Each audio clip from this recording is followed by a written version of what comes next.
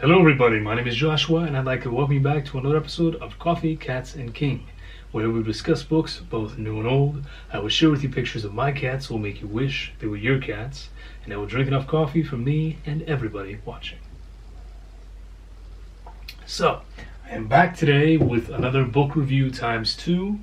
I've decided that I'm going to review these two books, both of which have really awesome covers. One of them ended up being a pretty decent read. The other one, maybe not so much. So the books today are Lynn Biederstadt's Sleep and Sophie Cameron's Out of the Blue. There you go. And no, I was not just trying to get a thumbnail there. So, I'm going to start out talking about Sleep. As I said, has a really cool cover, very stylized and ridiculous and everything that you want in a horror novel. Sleep starts out with a man named Matt waking up in a body bag. He doesn't know what happened, doesn't know how he ended up being pronounced dead, but he did. He wakes up, he flips out, and from there things get really bad for him. Because poor Matt starts being haunted in his dreams by a demon called Sleep. And Sleep is absolutely relentless. Matt cannot get any rest. And when he does, he has these horrific dreams and terrible things happen. And it is worth noting that these dreams occur during the day. So he might be having a conversation with someone, and then suddenly, an argument breaks out, things escalate, he grabs a knife and stabs them, only to wake up and realize that he dreamed the whole thing. If you were the type of person who does not like the whole, oh, it was only a dream thing, don't read this book. That said, I gave this 3 stars. It was okay, wasn't great, and I won't read it again. Let's see. What did it do right? Well, I really enjoyed the concept, first of all. Nightmares have a very primal power over us, I feel. And, for me, I've often woken up from a nightmare just dripping in sweat, heart palpitations, and thinking, my God, I can't do that again. I'm not going back to sleep for as long as I can help it because I can't handle that again.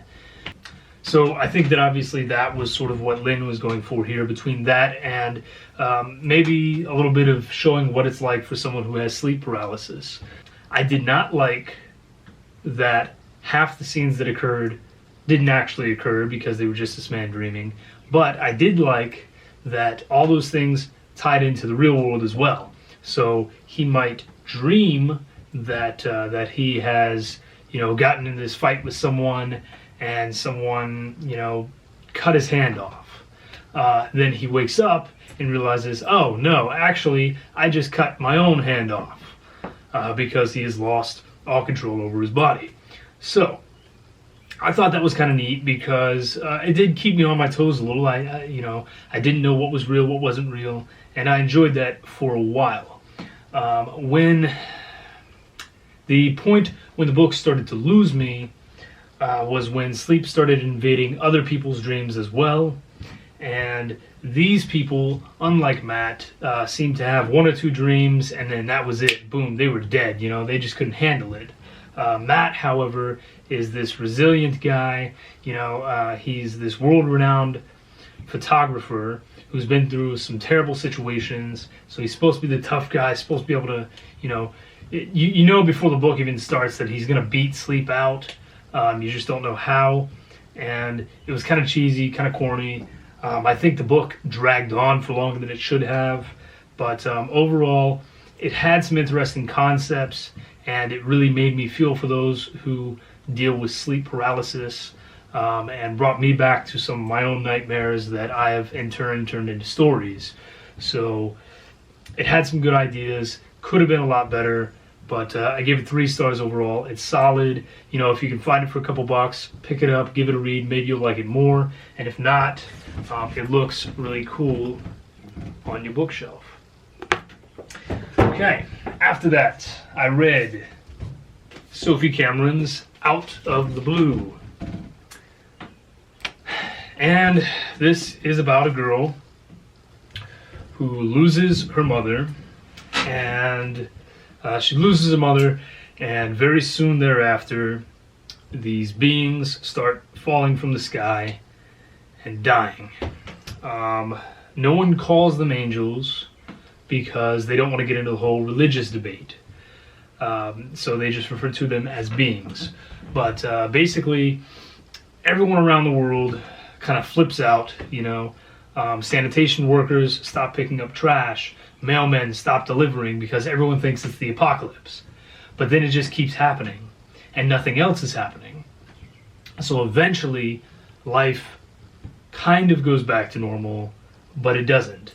Because you have these people who are obsessed with trying to collect one of these beings. They call themselves wingdings. You have these other individuals who think that we need to repent and it's our fault, and they keep threatening, you know, mass suicide basically, to prove that humanity is wrong. I don't know. In their heads, it makes sense. It didn't make sense to me, but you know. And then you have this young girl who is still feeling the loss of her mother, and now her father is obsessed. He has essentially become a wingding. He's obsessed with trying to collect one of these creatures. And one day, one of them falls at her feet, and it's the first being that has fallen and is still alive. And she has to decide whether to take it to her father or whether to hide it and try and protect it. Along the way, she meets some younger kids, and kind of starts to fall for one of them. And so this is young adult. I don't know if I mentioned that, but it is young adult. That said, there is cursing. There is, you know, some violence, obviously, and there's a love interest. And what I really liked was how realistic it felt. The characterization, that is, in that the love interest in this case is a girl who is very sick. She has cystic fibrosis, and so her lungs are incredibly weak. Her body is very weak. She can't do a lot of physical activity without kind of collapsing in on herself and getting very sick. And this plays a major role in the story, in that, you know, there might be this dramatic scene and you think that these kids are finally about to discover what's going on, and they're going to rush out there, and we're going to have a big, crazy, you know, dramatic moment. But then this poor girl, you know, she gets herself so worked up and excited that the cystic fibrosis really starts affecting her, and she just wears herself down.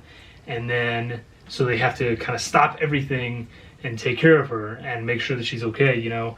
And it added an element of realness to the story that I really enjoyed. I also really enjoyed the lead character. She learns just a little before the story begins, really. She comes to the realization that she is gay.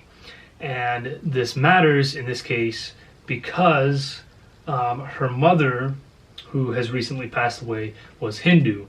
And so she's tackling this issue, one, because it's just a social issue that people still have a problem with. But on the Hindu side, this is something that could potentially have her shunned and maybe even killed. So it's kind of a big deal. And the author, Sophie Cameron, she doesn't press upon it too much, but she makes it clear that this is something that is very difficult for her, and probably going to be difficult for her through the rest of her life. And so again, it's just an element of realness that I really appreciated. Aside from that, the story itself is very interesting. It's a lot of fun. It doesn't take a lot of twists and turns that you don't expect. You're pretty much getting what the synopsis tells you you're getting. But the characterization is great. The writing is really well done. It was very believable for the most part. And you might not get all the answers that you want, but you are going to get a very well-written, fun story. Some family drama in there. And overall, I recommend the book highly. I gave it 5 stars. I very much enjoyed it. I breezed through it, and I kind of hope I can find something else from Sophie Cameron, because I really enjoyed it. I've enjoyed some young adult fiction lately, and this one did not disappoint. So if you're okay with the religious aspect, and she doesn't, she's not shoving anything down your throat. She is not for or against Christianity or any other religion in any way. And in fact, she makes it a point to not make this book about that. This book is about everyone in the world trying to come to terms with these beings and what they mean to them, to their own personal beliefs. And I think that is part of the reason that it is such an excellent read. So, 5 stars for Out of the Blue, 3 stars for Sleep. There you go. I hope you enjoyed it. I'm going to throw some cat footage in now. Aww. Aww. And that'll do it, guys. Thank you so much for joining me, as always. Have a wonderful day. Stick around. I've got some awesome videos coming up. Thank you. Stay safe. Cheers.